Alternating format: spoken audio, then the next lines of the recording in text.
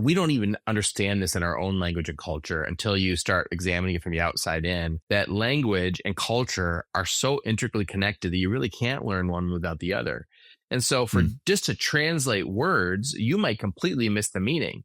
This episode of the Missions Podcast is sponsored by Reformation Heritage Books, publisher of How to Lead Your Family by Dr. Joel Beakey, a concise, practical guide to biblical leadership in the home.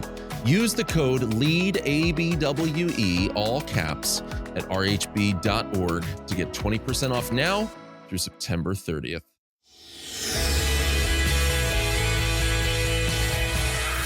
Greetings and welcome to the Missions Podcast, the show that explores your hard questions on missions, theology, and practice to help goers think and thinkers go. I'm Alex Kocman, Director of Communications and Engagement with ABWE, joined by Scott Dunford, pastor of Western Hills Church in San Mateo, California, on another exhilarating expedition through the winding valleys of missions and culture. And I'm looking, Scott, for a new way to introduce what we're doing each week. So I think we've talked about spelunking, we've talked about expeditions. So that's my new thing. I'm going to try to find something new to say there on each introduction. But, you know, it can be a little bit challenging coming into this, whether you're a new first-time listener, whether you have been following with us for years. We've got quite the backlog of episodes. And of course, you can find more podcast content at missionspodcast.com. We also appreciate those of you who've left us a positive rating and review. Please drop us one of those. I know every podcast, every show wants you to subscribe, wants you to leave a review, wants you to leave a thumbs up, but doing that will help other people discover the content. And so we appreciate those of you who've taken that step. But Scott, starting this conversation can be a little bit challenging. We were talking about this just briefly before we hit record. You know, a lot of us have been in a very different headspace with very heavy things that have happened in this nation over the past couple of weeks. Of course, just a few days ago, we released an exclusive episode talking about what is at this time of recording last week's tragedy that has shaken the nation. But, you know, when we're living headline to headline, we notice the short events that flare up, that happen, that affect the psyche of our culture. And we forget to notice some of the slower trends that are constantly happening in the background that also have generational effects. And one of the trends that's been affecting the missions world and the church in crucial ways is AI. It's not all at once. It's been gradual over the last few years, but it is exploding, continuing to explode on the scene. And Scott, even recently as this week, some new announcements from Apple have, believe it or not, some implications for missionaries. Yeah, I mean, listen to this. The AirPod Pro 3 just came out, and this is the explanation of it. With live translation powered by Apple Intelligence, you can listen to people speaking in different languages and hear translations for your iPod Pro 3 to respond, to speak naturally, and your words will appear in the other person's language on your iPhone screen. To make the experience even more magical, if you both have AirPods Pro 3, you can each speak in your own language and hear translations through your AirPods. I mean, that's like sci-fi stuff, right? And you can imagine that all over the country, short-term mission trip teams are all getting excited about getting the new iPod. Maybe that can be part of the fundraising thing. The new iPod Pro 3. I can't even AirPods. Right. AirPod Pro 3. It's hard to say. Airbud, you know, who knows with all of these pods and buds. But you can imagine everyone getting excited of, hey, we can go to Hungary now and just listen through our headphones and we're all going to be just great. Which in one level, that's pretty awesome. You know, like if I'm going to go on a cruise or something, or I'm going to go on a vacation, I think that'd be super helpful to have.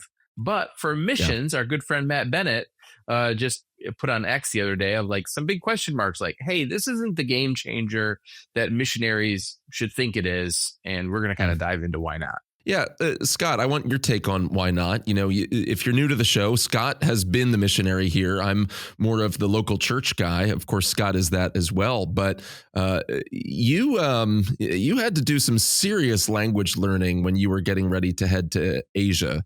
And that language learning process for an English speaker, for a native English speaker, I mean, I got to imagine there was no uh, comparable. It's one thing when you're going from, for instance, one romance language into another. When you're going from English to Chinese, that's just there's no easy parallels, right? What was that journey like for you, and why would you say, and why would our friend of the show Matt Bennett say that this isn't a silver bullet? Because I think of the unique way that we don't even understand this in our own language and culture until you start examining it from the outside in, that language and culture are so intricately connected that you really can't learn one without the other. And so for just to translate words, you might completely miss the meaning. I mean, we can see that in scripture. I mean, if I had more time to think about it, I could think of several examples where the direct translation doesn't necessarily fully communicate what the text is saying. I'll tell you, I can give you an example just even from my devotions very recently. I've been in the Psalms, and don't ask me which Psalm it is, but there's one where David's praying about his enemies. And, he says, they're afflicting me, they're doing this, they're doing that to me. But as for me, I give myself to prayer. And I hadn't looked at it before, but I noticed there's a footnote in the ESV. And I'm like, oh, I wonder. And I look down and I see that in the Hebrew originally it says, but I am prayer. And I started to think that sometimes you can almost think like, oh yeah, I can see how in that culture, in that language, that turn of phrase might make more sense. That one stumped me. I don't know why, if you're a Hebrew speaker, you would ever say I am prayer. Those are the sorts of things maybe you're talking about. Well, yeah, here's an example in Mandarin. I would notice people saying to me, "How churlama," and or "How churlame," and that would just mean like, "Have you eaten or not?" And I would try to give an explanation like, "Oh, not yet. We're gonna go eat soon, or we're gonna go upstairs and eat." And then later, I'm learning that like actually that wasn't a phrase of real question. It's like kind of like saying "What's up?" and a foreign language learner going, "The roof, the sky." I don't know how to answer that question, because in Chinese history, like in recent history, when they had gone through the revolution, there was famine and a lot of people hadn't eaten. And so a good way to say to someone, "Are you okay?" or "How you doing?" is to ask them if they've eaten or not. And it was just a greeting. It was not a question about my meal or what my wife was making or whether we were going to go out to eat that day. It was simply a question of how are you doing? And that's a very small example, but it gives the idea of like how important and how tied in language and culture go. Yeah, no, I think about even in central Pennsylvania here, to give kind of a pedestrian example, but I noticed many years ago that in this area, if somebody asks you what you're doing this weekend, in some places that would be, oh, maybe they're going to invite me to spend some time with them this weekend. Nope. Not here. What are you up to this weekend? Right. Not much. You? Nothing. And that's the end of the conversation. And so it's not even just that the phrase itself encodes something else. So with that example from Mandarin that you're describing, that phrase is encoding just how are you doing today? But even in this case too, there's how you're using that phrase in other senses. The meaning isn't different, but it's also what purpose that phrase is playing in the dialogue dance that's happening. All of that is tied up with culture. Right. I heard another example in the Philippines where someone was asking a group of young men to come play basketball with them. They'd say, "Yes, I'm going to go. I'll come play basketball with you on Saturday." And they'd show up on Saturday and there'd be no one there. And after several attempts like this, the guy got really frustrated. Like these guys are saying, and he's accusing them of lying, right? Because in our culture, you ask a direct question, get a direct answer. That's a lie, right? But a friend was able to explain to him, like, they didn't tell you they were coming. I knew they weren't coming. Why are you surprised they're coming? And it turned out like he just wasn't able to understand the cultural cues. They were communicating clearly in a polite way that they weren't going to come play basketball, even though their words said they were. And a culture, someone who's living in a culture, who understands the language better, who understands the cultural signs better, could clearly tell that they were not coming, and they were telling Mm. you very politely that they weren't coming. But words alone, Apple AirPod Pros wouldn't be enough to communicate. And I think that kind of gets us into that deeper question of like, if language and culture are that important to understand some basic little things, how much Yeah. more important would it be to communicate something very big like the gospel and guilt and shame and all of these things that come along with your relationship with God? How much deeper your understanding of the language would have to be to make sure that you don't screw that up. Culture is everything. Culture isn't just what you're saying, it's even where you're saying it, to whom you're saying it. All of that context matters. I heard a discussion recently with an individual from the UK who had, I believe, who had spent a significant amount of time in Japan. And many of us who are familiar with Japanese culture, you know the insane working hours and the long, long days that people, especially in those urban centers, are putting in. Part of that is because the white collar culture in Japan is that there's sort of polite surface level speech, which we would say is fairly dishonest.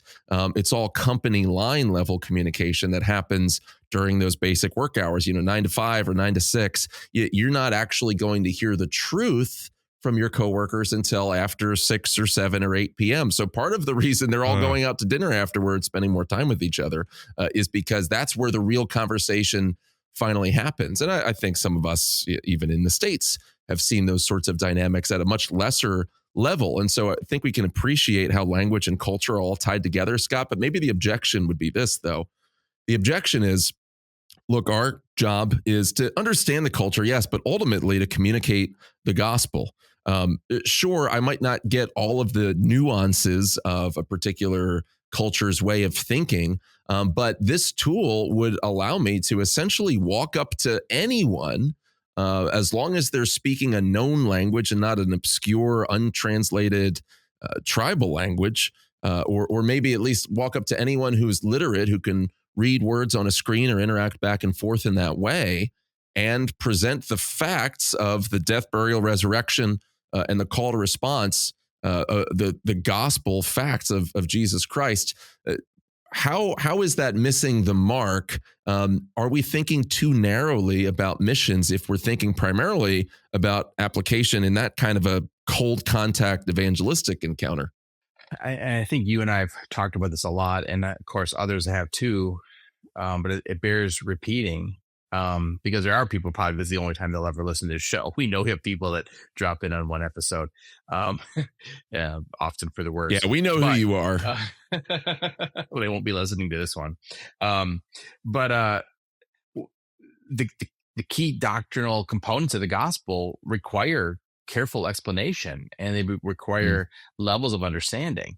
To put that into like a practical concept. I mean, if you invite someone to follow Jesus Christ as their Lord, and their God, is that a problem in a Hindu or Buddhist context? Not at all. That's a very easy thing to do. Sure, I'm very happy to call Jesus Christ my Lord. Does that mean that they're saved? Not in any way, because the fundamental concept of what it means to have someone be their Lord and be their God and even give worship to a deity is very flexible in Hindu culture. Like, it is no problem at all to add Jesus and Krishna. In fact, Jesus and Krishna are both part of the same thing. And so they have no problem with that. And so how would you know that? How would you know that? Well, only if you know the language and the culture, right? How do you know which word for God to use in the Chinese context? How do you know we've talked about this just recently, like in the Muslim context, when it's okay to use Allah and when it's not okay to use Allah? Is it ever okay to use the Arabic term for Jesus, Isa? All of those things are not just tied to a language, because you could look in a dictionary or a direct translation and go, Isa equals Jesus. But when you get into the culture behind the scenes, you realize, well, in certain settings, Isa could mean a lot of things that aren't the biblical Jesus. Just like maybe in our culture, when you're talking to Mormons, you have to do more explanation when they say, I'm a Christian. I'm a follower of Jesus. I believe in Jesus Christ as my Lord and Savior. And But does that all they mean by that? I want to ask you a question about to get a little bit anthropological, but there's something Yeah. called the Sapir-Whorf hypothesis. You're familiar with it, I'm sure. Maybe a few of our fellow nerdy missiologist listeners might be familiar with this hypothesis or idea, being that if a culture lacks a word for something, then they also tend to lack the mental concept for that. Is that how language works? Think about that for a second while you mull over your answer, Scott. First, we just want to give a shout out to our sponsors, Reformation Heritage Books. If you are a Christian man who, like me, knows how much you fall short, I know I need to be a better husband, a better father. Just ask my wife and kids. I'm sure that if you get them honest enough, they see it as well. And if you want to grow in that way, in How to Lead Your Family, Dr. Joel Beeke offers biblical and practical advice for leading your home in a way that's modeled after Christ as the ultimate prophet, priest, and king.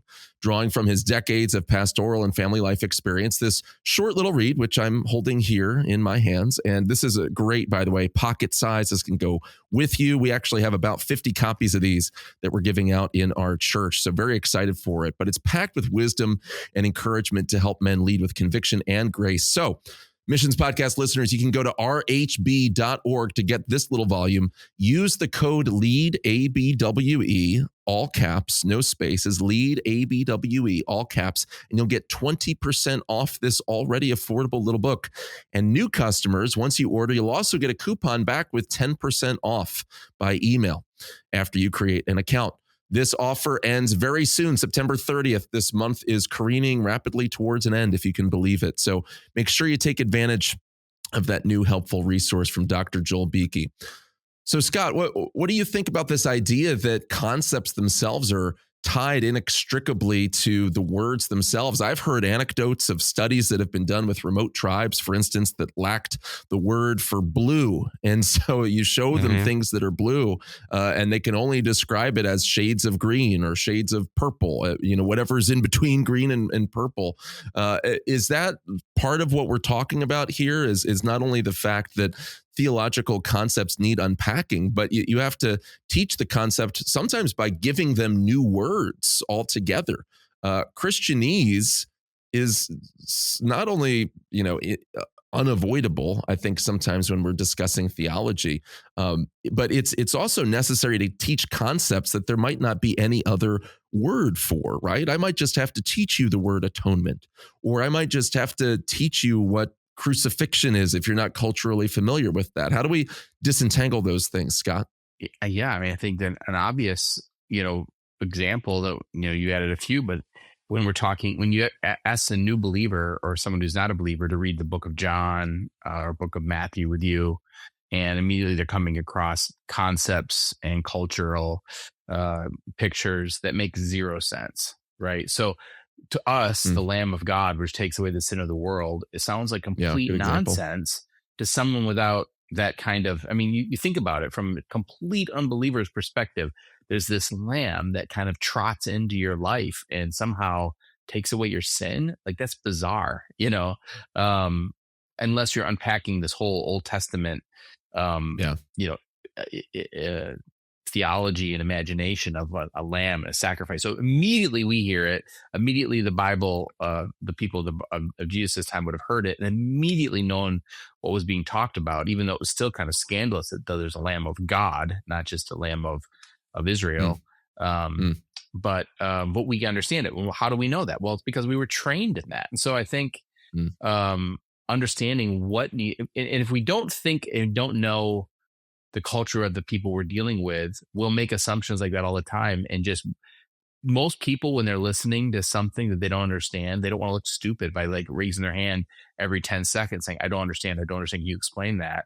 They just let it go and they move on with their life, or they just ignore that part of the teaching, which may have been the most important part of the teaching. And so I think it's really important that when we're teaching in another culture and context, whether that's in America, which, I'm in a very multicultural place. My church is very multicultural, multi-ethnic, or when we go overseas, that we we do that hard work of trying to understand where they're coming from, and then even kind of do reverse understanding of where we're coming from and what assumptions we're making, so that we can speak not just with proper diction and grammar and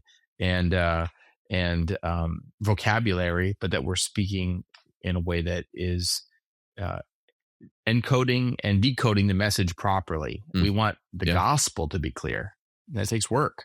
And part of why we're talking about this is not just because there's a new announcement from Apple about a cool new gadget, but there is a strong undercurrent in mainstream evangelical missions right now that wants to downplay language learning, which if I told that to just the average congregant in my church, they would probably react and say, what are you talking about? Of course, if you're a missionary, you have to learn language, but there's this idea that you can so hotwire a people group movement in your setting that you can quickly dip in and out of a context, out of a tribe, and rely so much upon local seekers, local persons of peace, that you scarcely have to be versed in the language, much less yourself preaching,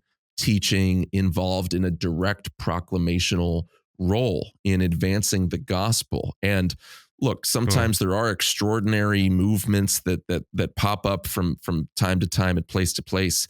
But I'm really concerned about this reductionistic idea of missions that de-emphasizes core things. Look at how long God. So you talked about the Old Testament, Scott. And the way that it provides this plausibility structure for statements like, behold the Lamb of God who takes away the sin of the world. Well, how long did God spend establishing a foundation of a language and a culture and a system of symbols and mental images to make sense of his son stepping into human history? Well, he spent over 1,500 years establishing that whole framework, right? Depending how much you want to include in your analysis of that. And so if language and culture are that important to God in bringing his son into this world, they need to be important to missionaries as well. We can't, when we send long-term workers, we can't allow them to skip language and culture acquisition. So, there's no Apple AirPods 3 for understanding the culture and the value system and the way of thinking of another people. You can't microwave that. You can't reduce that to something that an AI can handle. Now, you could get some culture tips from your large language model, but certainly not in a way that's going to affect the way that you think and the way that you feel about the people surrounding you, Scott. So what does cultural literacy look like to you coming from a missionary perspective? And how should people think about becoming more culturally literate if they've been sent to serve in a faraway place, or if they're just trying to exegete and understand their own local context? I want to say some of this for our overtime episode, if you don't mind. But I do think just broadly, speaking, let me push it back to an example from something you've done recently.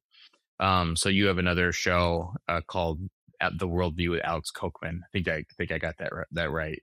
And I noticed, like, when you talk, you're using certain insider language, right? Like, I don't mean insider movement language, but like you'll say things like, white pill. And I'm like, okay, I'm over here on my phone, like looking up, like, what does white pill mean? You're like, vibe shift. Okay, vibrations. Like, I'm sure there's some boomer out there be like, oh, the Beach Boys, he loves the Beach Boys. This is a new Beach Boys song. You're like, no. Like, and you're using this insider language, and someone might go, oh, that's a dumb thing to do. You shouldn't be using insider language. You should speak to like all generations, not just, the Gen Z, young millennial group that Alex is speaking to in that show. But there's a reason that what is the reason you use that kind of language? I have my theory as to why you use that kind of language. I want to hear your explanation though. Yeah, no, that's a good example. I am intentionally code shifting to reach very online pastors, church leaders, but also people that are engaged in culture, engaged politically. But there's a certain online lingo, especially on the cultural and political right, Some of that language, those are all very specific terms. You gave a few examples of them. And I do this sometimes when I'm teaching, like if I'm preaching, my congregation is mostly older people, so I tend to use more older illustrations. Like I was connecting something with foolishness, and I use the illustration of Pinocchio, right? Because that generation has watched that Pinocchio, and they remember the foolishness, of Pinocchio getting suckered in, by honest Bill or honest Bob. Or Honest John, that's right, Honest John, and you had it. I had it.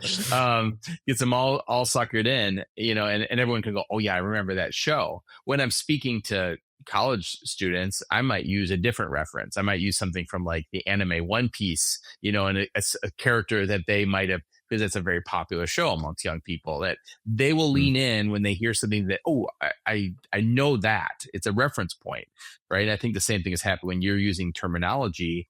You're relating to them that I understand where you're coming from, and I understand where you're at, and I'm using language that causes them to lean in. And the same thing can be true, I think, culturally. Like when we are using language properly, when we're showing a depth of understanding of their culture, it gives a better representation of ourselves and our intellect, and we're engaging with the things that they're thinking about, or that are substantial to them, and then showing how the gospel plays into those very real questions that they have. So I think a few things that I would add, as we talk about like culture, and I think we can get into this more in depth in the overtime, is like knowing history. Like for me, not knowing like how Churlama, like, that doesn't matter that much. But the more I understood the history of like that phrase, it makes sense. Like why does someone say bless you? Is it because they're all Christians? When you sneeze, do they all say bless you because they're all Christians? Well, no, but it comes out of a historical context that you can say, okay, this is not a Christian thing necessarily. This is a little more superstitious. Or God be with you doesn't mean that they're really wishing God's blessing upon you by saying goodbye, even though that's the etymology of the word. I think the same thing can be true as we're communicating the gospel, like understanding history, understanding development of language, understanding culture and cultural events and politics and pop cultural things that are happening at that moment, deeper pop cultural currents that are going on, within the nation. What's unique to that city? I think we see that with Paul. Like he's very tuned in when he's writing letters to these churches of what's going on in their community that's affecting them. Like you can't understand 1 Corinthians without deeply understanding the culture of Corinth and what that church is wrestling with and how it's affecting them. Same thing as he's teaching in Athens, or we could go on talking about like his ability to understand the language and the culture became really important and pivotal to his gospel proclamation and the church planting work that had to happen.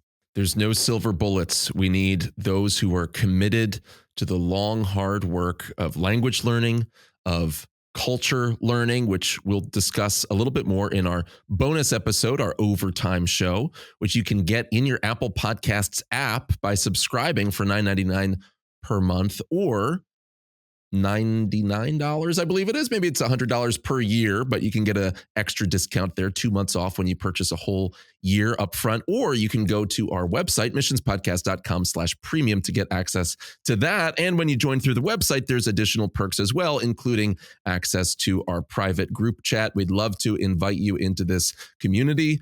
You'll also even get a free Missions Podcast mug. So go ahead, sign up today, and let's continue the conversation over there.